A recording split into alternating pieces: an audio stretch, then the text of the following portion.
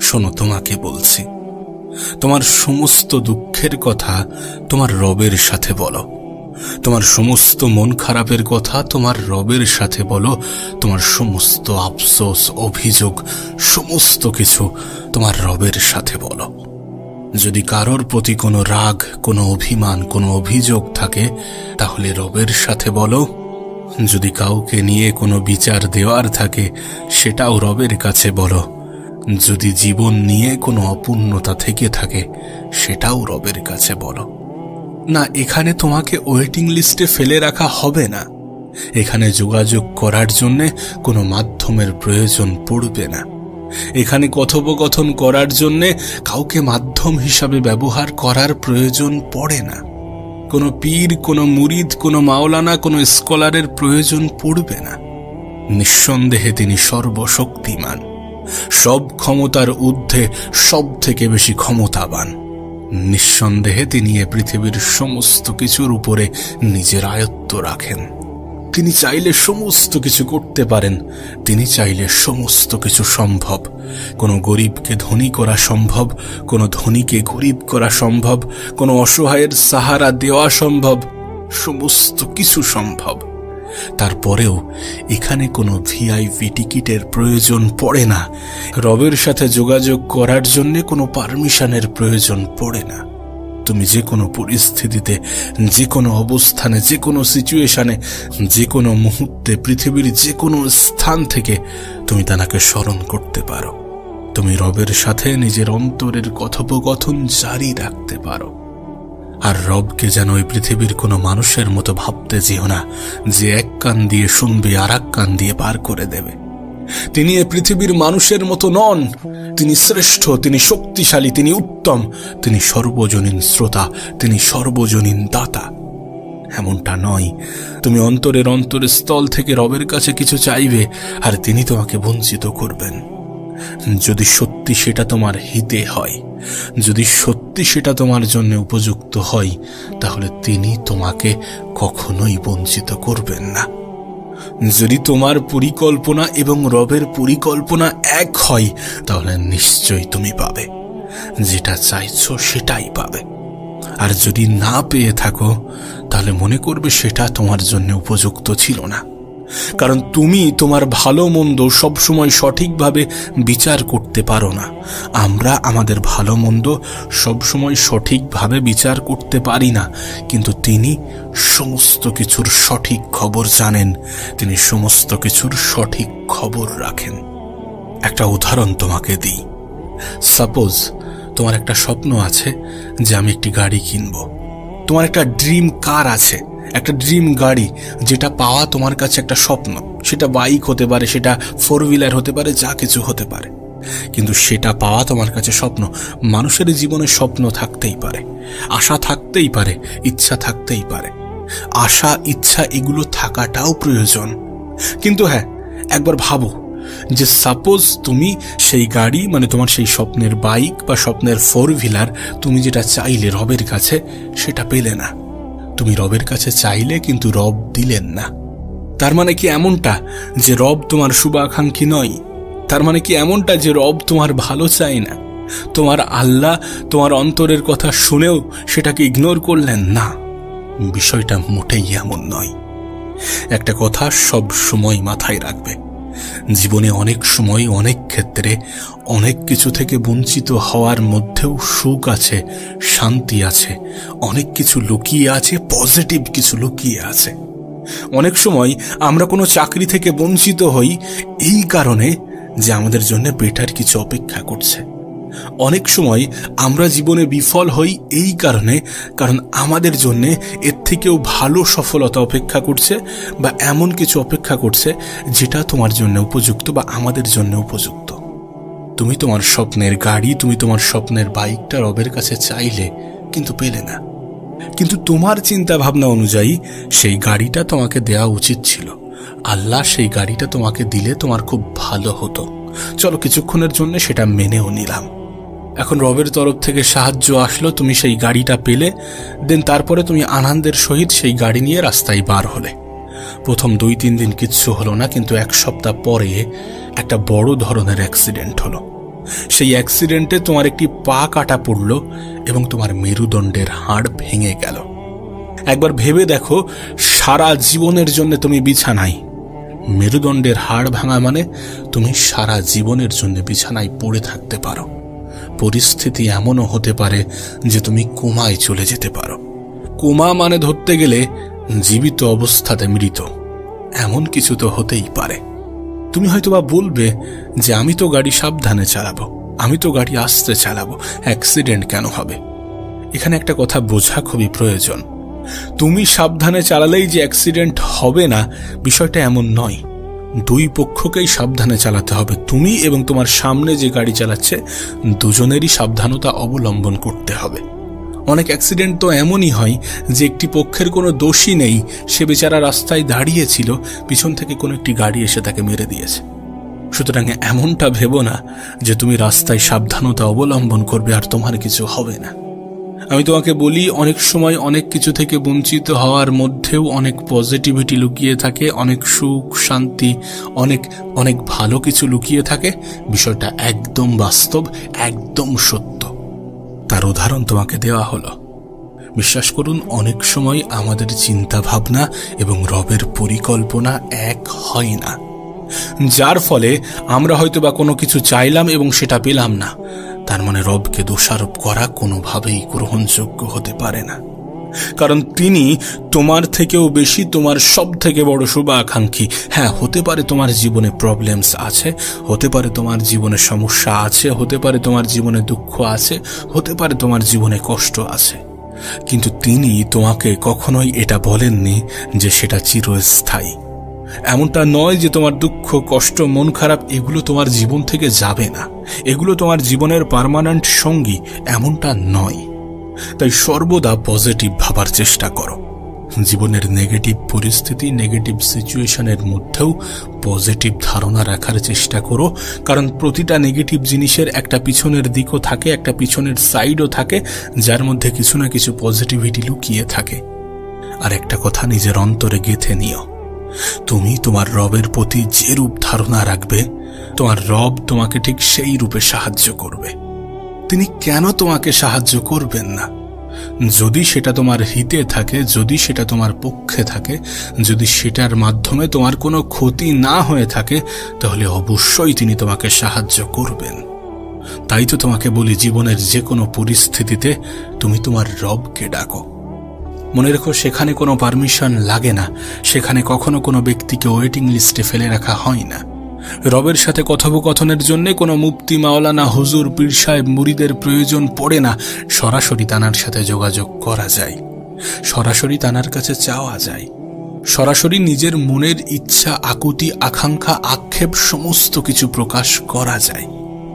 আর এটা মনে রেখো, তোমার রব তোমার ফিরে আসার অপেক্ষায়।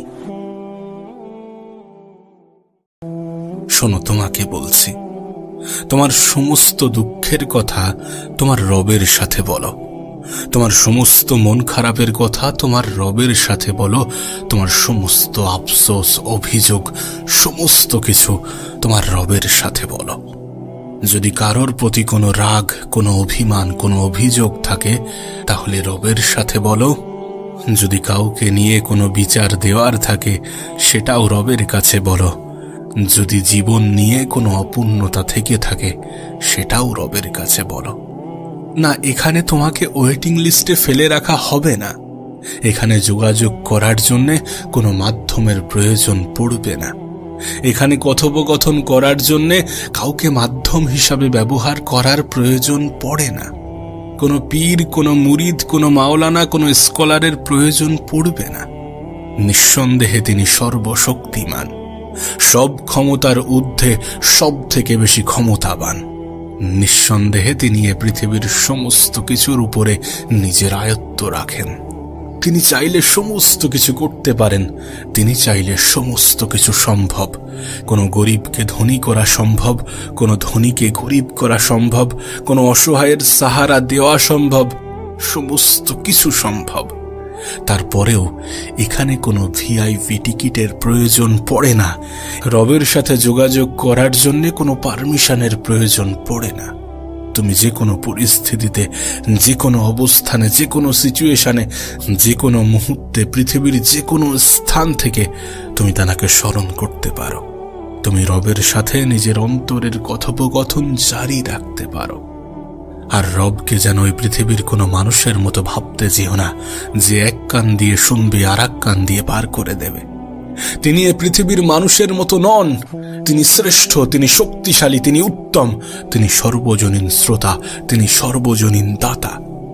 এমনটা নয় তুমি অন্তরের স্থল থেকে রবের কাছে কিছু চাইবে আর তিনি তোমাকে বঞ্চিত করবেন।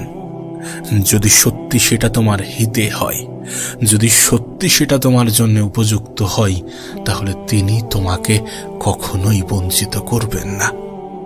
যদি তোমার পরিকল্পনা এবং রবের পরিকল্পনা এক হয়, তাহলে নিশ্চয়ই তুমি পাবে, যেটা চাইছো সেটাই পাবে। আর যদি না পেয়ে থাকো, তাহলে মনে করবে সেটা তোমার জন্য উপযুক্ত ছিল না। কারণ তুমি তোমার ভালো মন্দ সবসময় সঠিকভাবে বিচার করতে পারো না। আমরা আমাদের ভালো মন্দ সবসময় সঠিকভাবে বিচার করতে পারি না, কিন্তু তিনি সমস্ত কিছুর সঠিক খবর জানেন, তিনি সমস্ত কিছুর সঠিক খবর রাখেন। একটা উদাহরণ তোমাকে দিই। সাপোজ তোমার একটা স্বপ্ন আছে যে আমি একটি গাড়ি কিনবো। তোমার একটা ড্রিম কার আছে, একটা ড্রিম গাড়ি, যেটা পাওয়া তোমার কাছে একটা স্বপ্ন। সেটা বাইক হতে পারে, সেটা 4 হুইলার হতে পারে, যা কিছু হতে পারে, কিন্তু সেটা পাওয়া তোমার কাছে স্বপ্ন। মানুষের জীবনে স্বপ্ন থাকতেই পারে, আশা থাকতেই পারে, ইচ্ছা থাকতেই পারে। আশা, ইচ্ছা এগুলো থাকাটাও প্রয়োজন। কিন্তু হ্যাঁ, একবার ভাবো যে সাপোজ তুমি সেই গাড়ি, মানে তোমার সেই স্বপ্নের বাইক বা স্বপ্নের 4 হুইলার, তুমি যেটা চাইলে রবের কাছে, সেটা পেলে না। তুমি রবের কাছে চাইলে কিন্তু রব দিলেন না। তার মানে কি এমনটা যে রব তোমার শুভাকাঙ্ক্ষী নয়? তার মানে কি এমনটা যে রব তোমার ভালো চায় না? তোমার আল্লাহ তোমার অন্তরের কথা শুনেও সেটাকে ইগনোর করলেন না? বিষয়টা মোটেই এমন নয়। একটা কথা সব সময় মাথায় রাখবে, জীবনে অনেক সময়, অনেক ক্ষেত্রে, অনেক কিছু থেকে বঞ্চিত হওয়ার মধ্যেও সুখ আছে, শান্তি আছে, অনেক কিছু লুকিয়ে আছে, পজিটিভ কিছু লুকিয়ে আছে। অনেক সময় আমরা কোনো চাকরি থেকে বঞ্চিত হই এই কারণে যে আমাদের জন্য বেটার কিছু অপেক্ষা করছে। অনেক সময় আমরা জীবনে বিফল হই এই কারণে, কারণ আমাদের জন্য এর থেকেও ভালো সফলতা অপেক্ষা করছে, বা এমন কিছু অপেক্ষা করছে যেটা তোমার জন্য উপযুক্ত বা আমাদের জন্য উপযুক্ত। তুমি তোমার স্বপ্নের গাড়ি, তুমি তোমার স্বপ্নের বাইকটা রবের কাছে চাইলে, কিন্তু পেলে না। কিন্তু তোমার চিন্তা ভাবনা অনুযায়ী সেই গাড়িটা তোমাকে দেওয়া উচিত ছিল। আল্লাহ সেই গাড়িটা তোমাকে দিলে তোমার খুব ভালো হতো। চলো কিছুক্ষণের জন্য সেটা মেনেও নিলাম। এখন রবের তরফ থেকে সাহায্য আসলো, তুমি সেই গাড়িটা পেলে, দেন তারপরে তুমি আনন্দের সহিত সেই গাড়ি নিয়ে রাস্তায় বার হলে। প্রথম 2-3 দিন কিচ্ছু হলো না, কিন্তু 1 সপ্তাহ পরে একটা বড় ধরনের অ্যাক্সিডেন্ট হলো।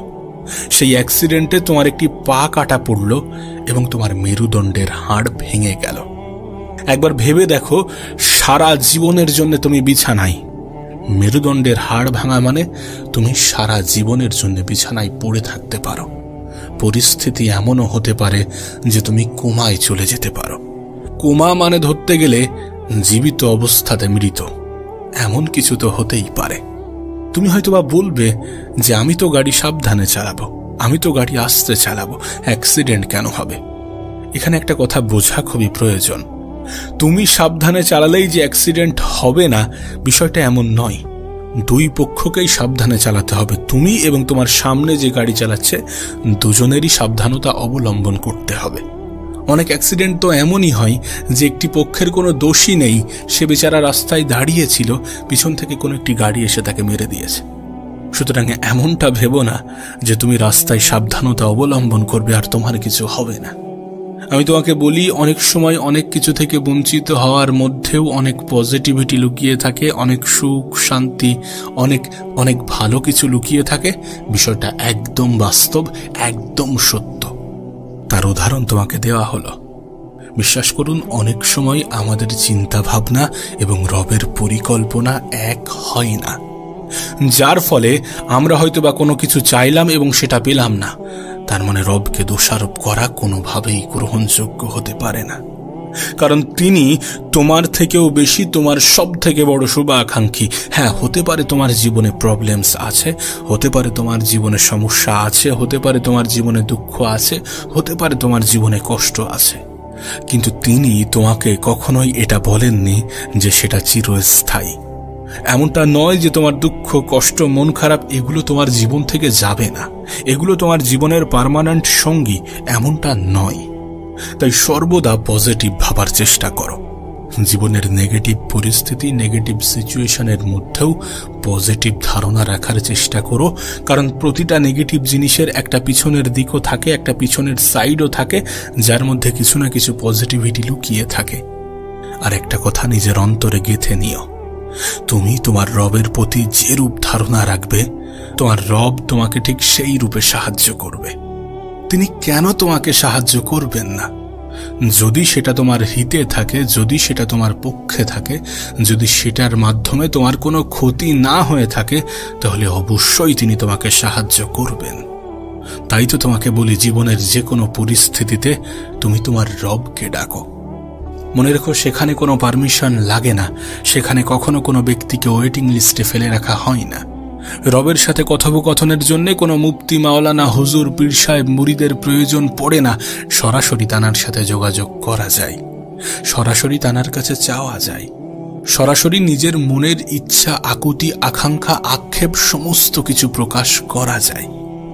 আর এটা মনে রেখো, তোমার রব তোমার ফিরে আসার অপেক্ষায়।